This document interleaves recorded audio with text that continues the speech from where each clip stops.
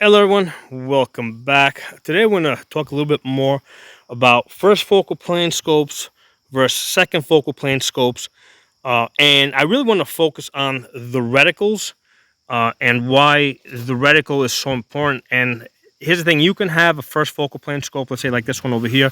If it doesn't have a reticle in it that interacts well with the first focal plane lenses, right, and the way it magnifies, it's kind of useless. Okay, and like in some in some cases it can help you.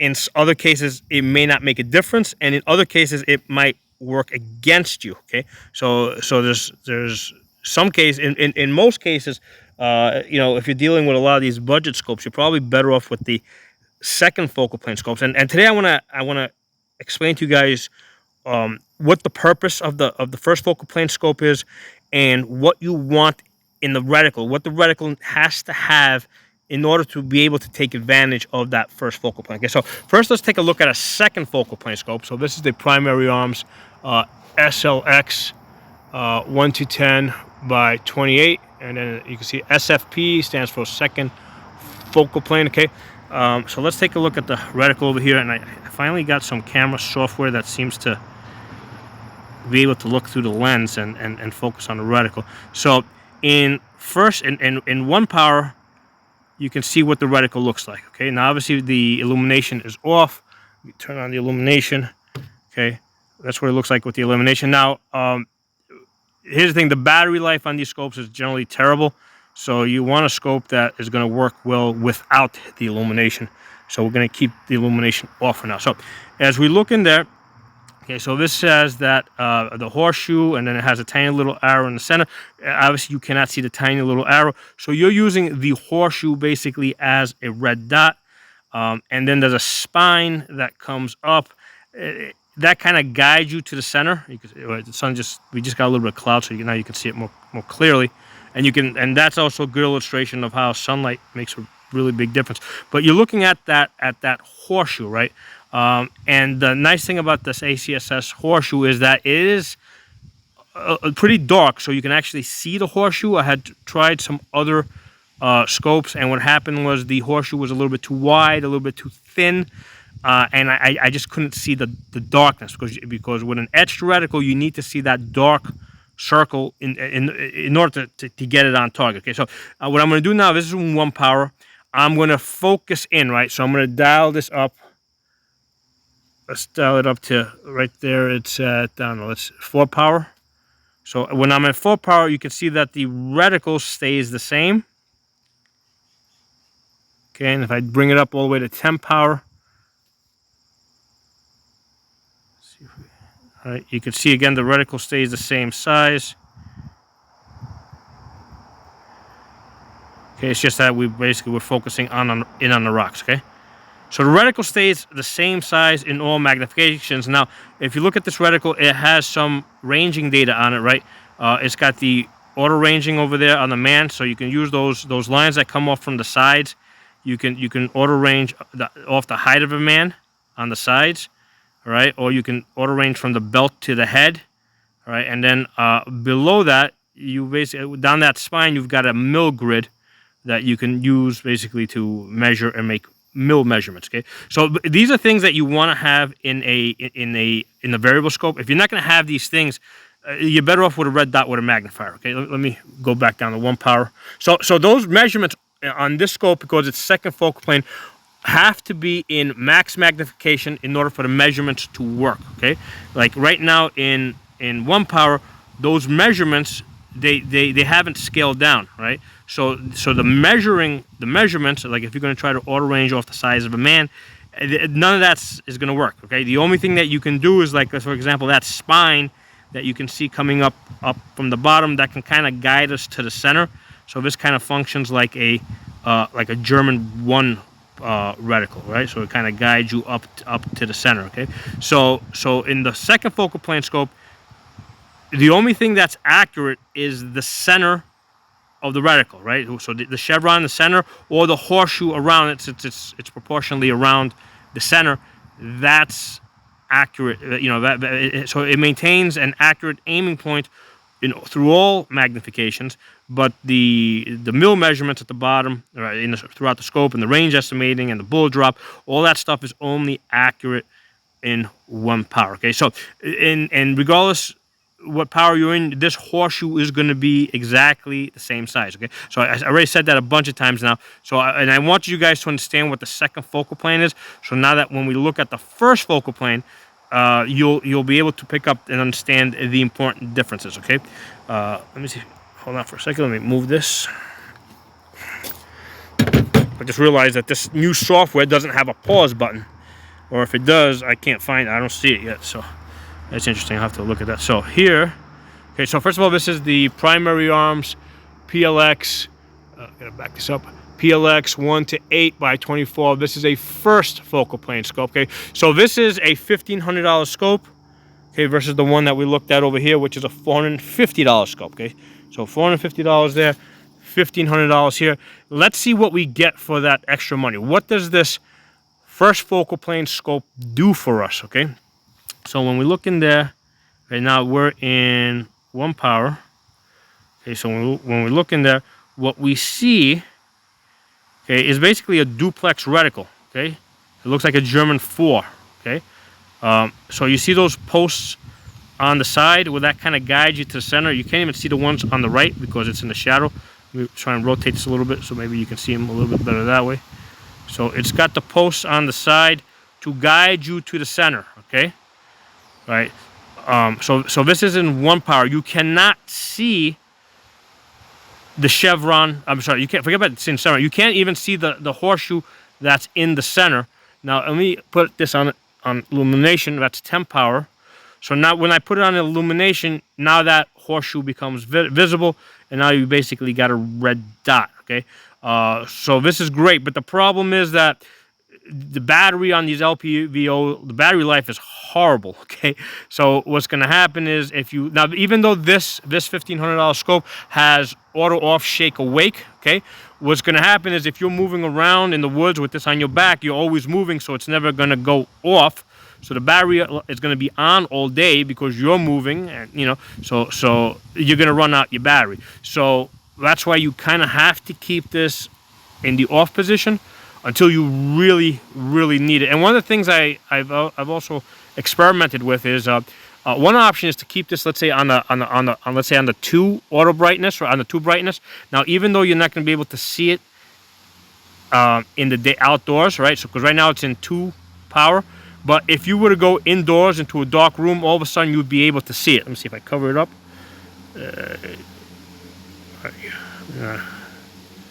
Where are you?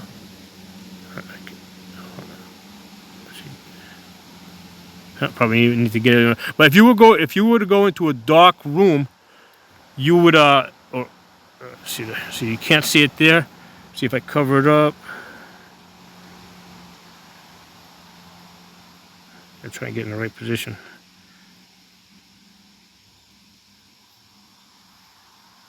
Yeah, I think it's just too bright outdoors here because it's picking up light from.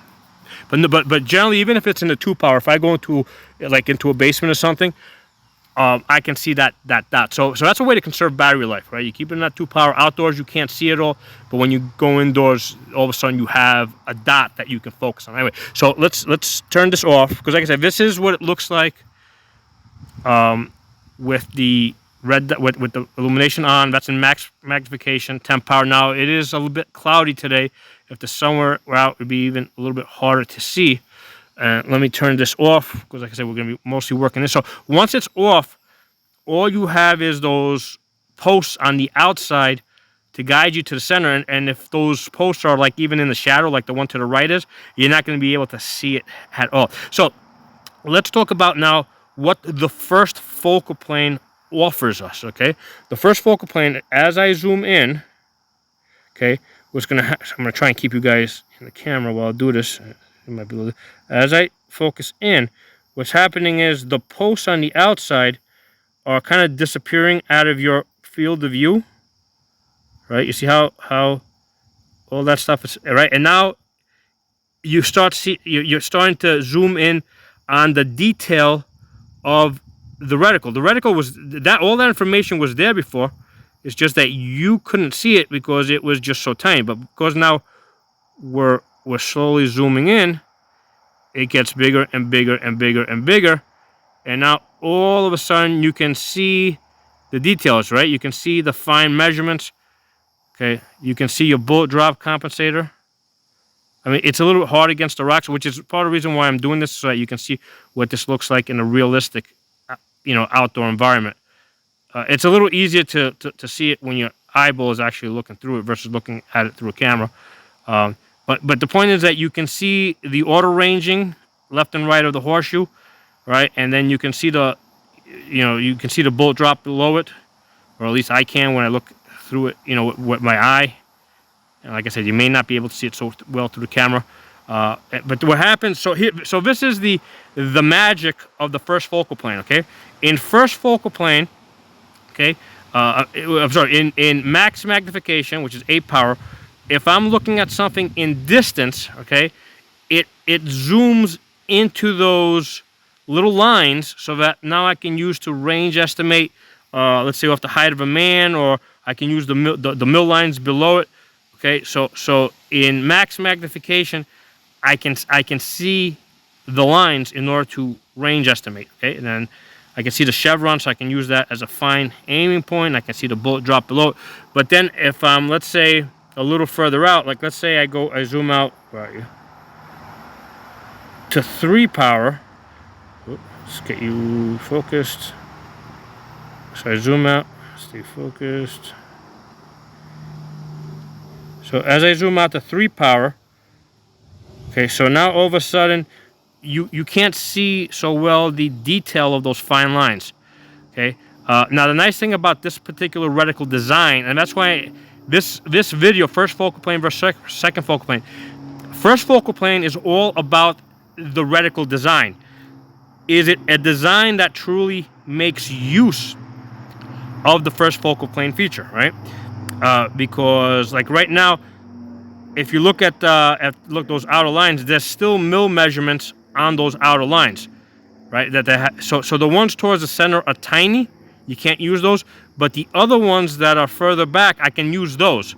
So for example, if I'm range estimating something like a truck, I wouldn't try to use the lines towards the center of the reticle. I would use the mill lines a little further back, and I can quickly see whether it's going to be 5, 10, or 15, because that can, quickly allow me to get a measurement, especially on a moving target. Okay, so that's one of the things that this particular reticle is great for. You can range estimate moving targets because I can zoom back to 3. The mill lines are all true, right? So that's a benefit of this reticle that wasn't true in the second focal plane. Second focal plane, you had to be in max magnification, right? But if you're trying to track something like a truck or something, or a car that's moving, or a boat, or a jet skier or something, it's hard to do in max magnification. Here I can zoom back to 3, and I can range estimate, while something is actually moving. Okay, and I can even use it to lead targets to take a shot. Right, I've done separate videos on that. Okay, and then if I go, let's zoom back out further out. So as I zoom further out,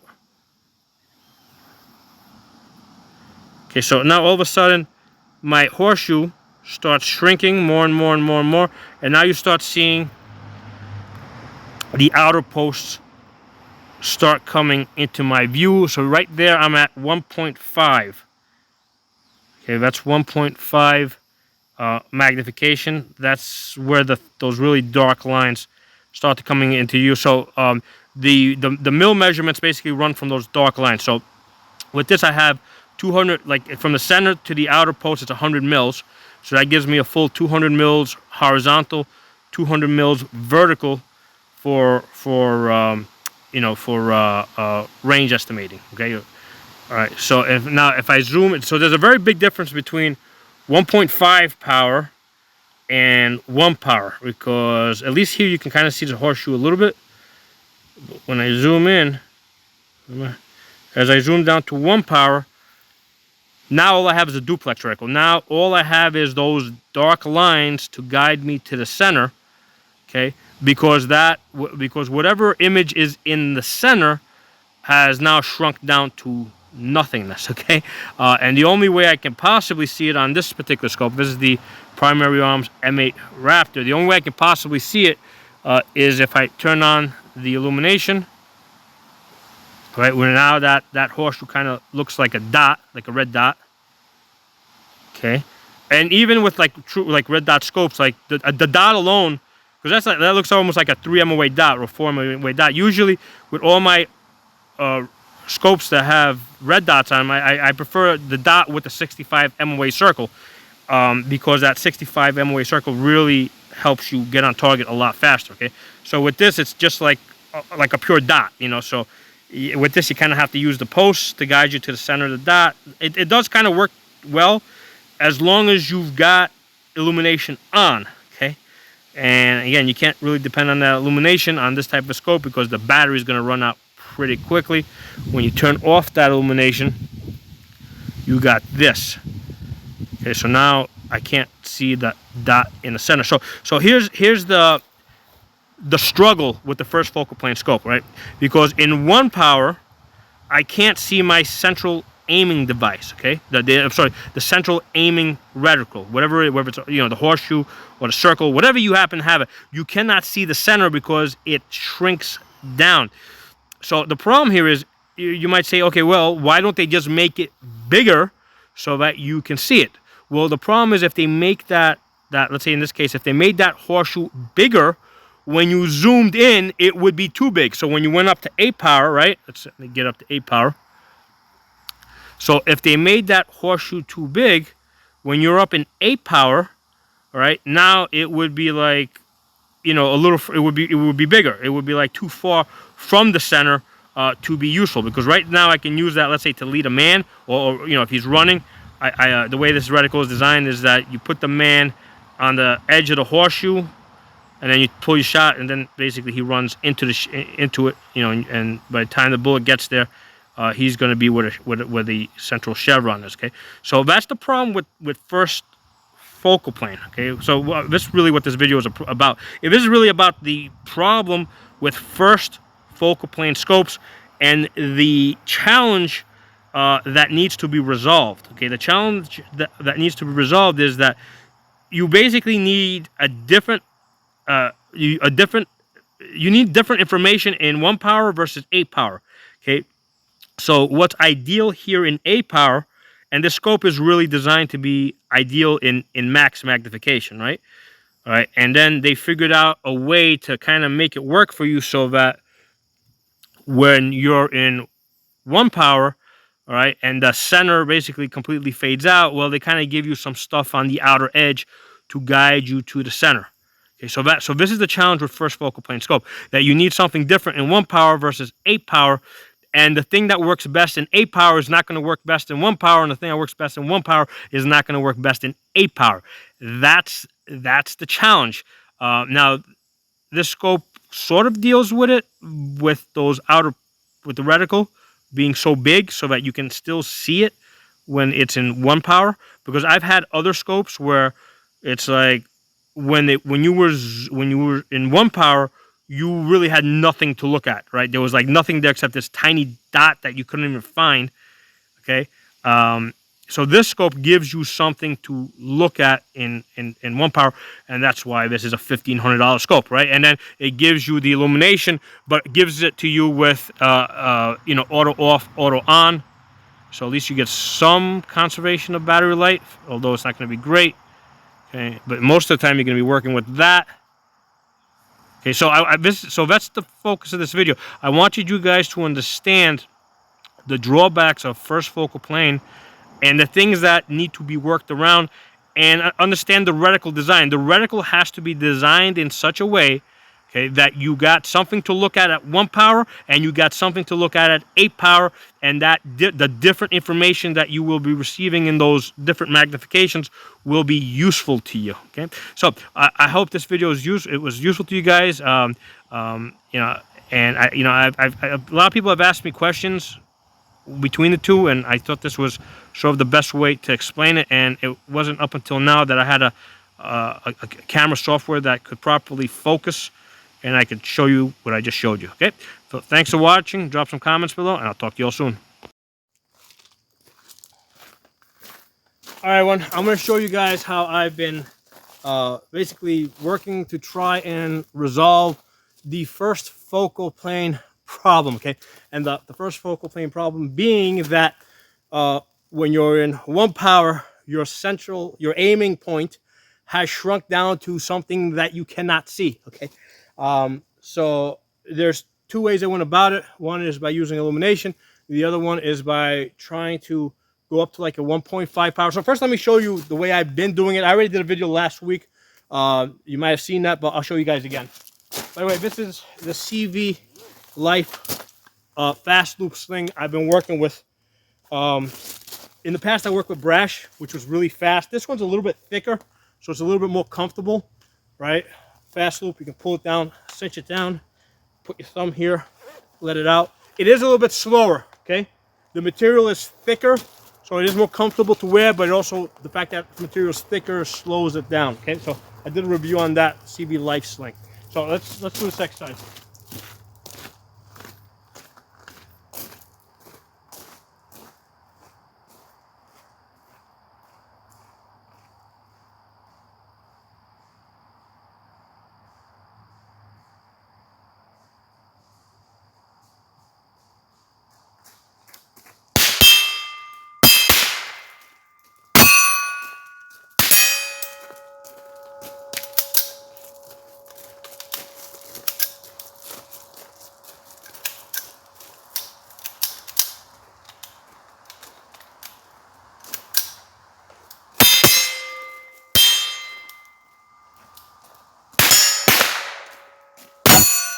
All right.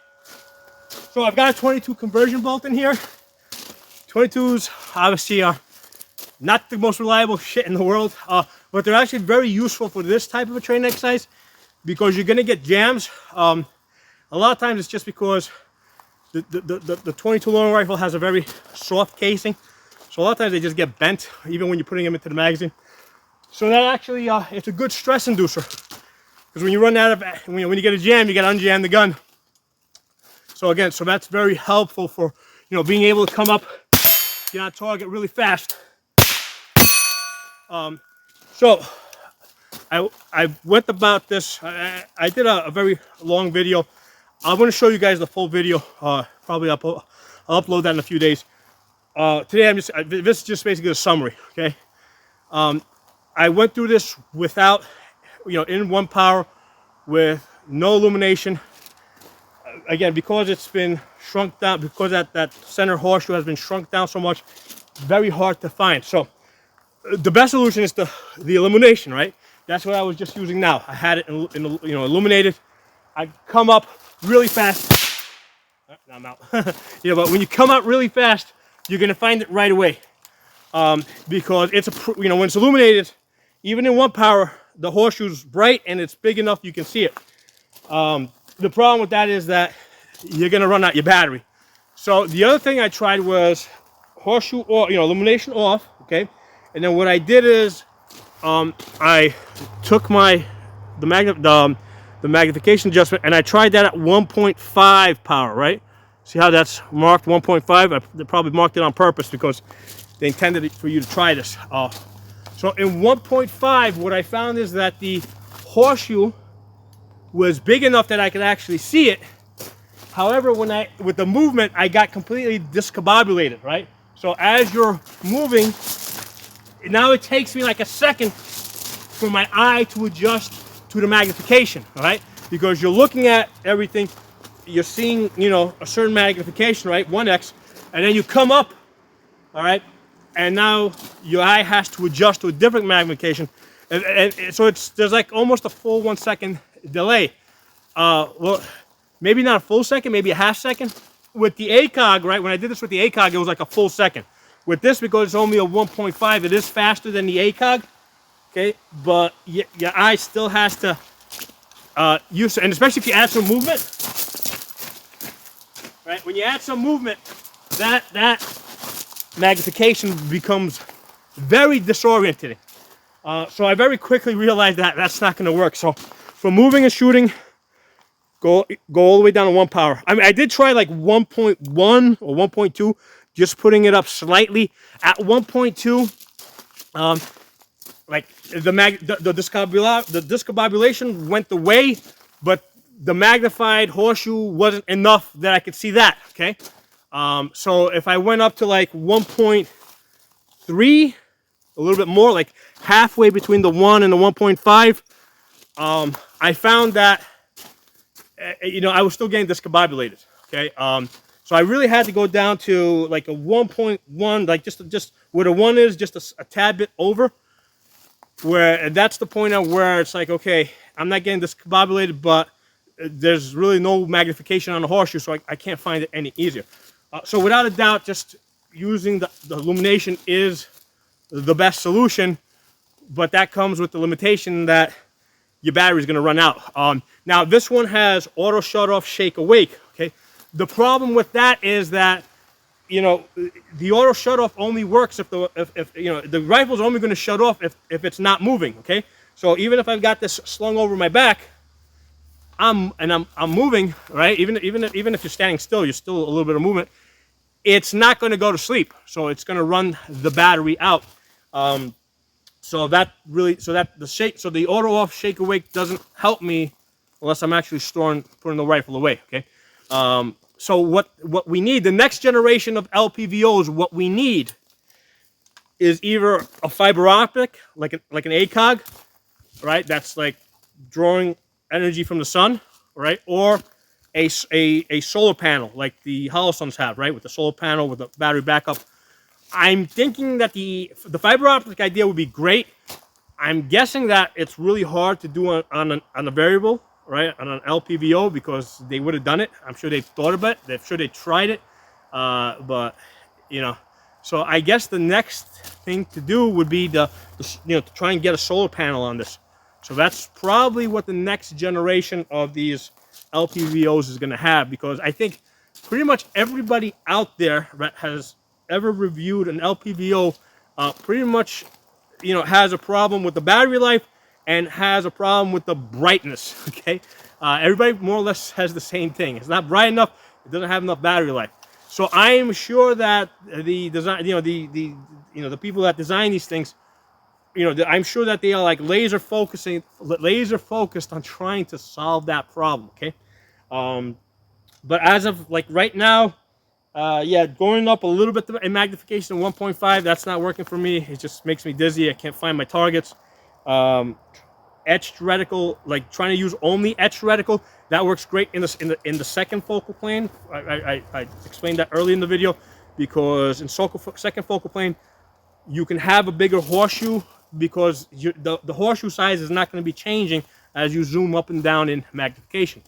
With the first focal plane, which is what this is, the horseshoe has to be small enough so that when you zoom up to max magnification, it's not too big, right? So it has to be the right size when you're in max magnification. And then, so what they really do is they find the right size for max magnification. And then when they shrink down, when you go to 1 power, it shrinks down to whatever, right? And then you just got to deal with it, right? And, and how do you deal with it? Well, those posts on the side to guide you to the center it helps. Although with this reticle, I find that they're a little just too far out to really be helpful. They're just too far out. Maybe if they came in a little bit deeper, they might be more useful. But it's really the illumination. Like for this type of shooting, the moving and shooting, it's either you're gonna use this in illumination and have spare batteries. And by the way, this one does have a spare battery. I think in the cap over here, in the battery cap, they do give you a spare battery. So you're gonna have to, if this is your thing and this is how you're gonna work with a first focal plane with this, something like this, you gotta have lots of extra batteries so you can change them, or just work in the second focal plane, right? Because the second focal plane is just gonna have, basically, since that reticle is the same size in all magnifications, they're gonna pick the correct size in 1 power so that you can easily see it. So. Okay, so drop some comments below. Let me know what you guys think. I hope this video is useful, and look for the other videos that I did on this. Either look up like Primary Arms M8 Raptor, okay, or look up first focal plane scope, and you'll see, other videos where I talk more about this, do more demonstrating and stuff like that. So thanks for watching. I'll talk to y'all soon.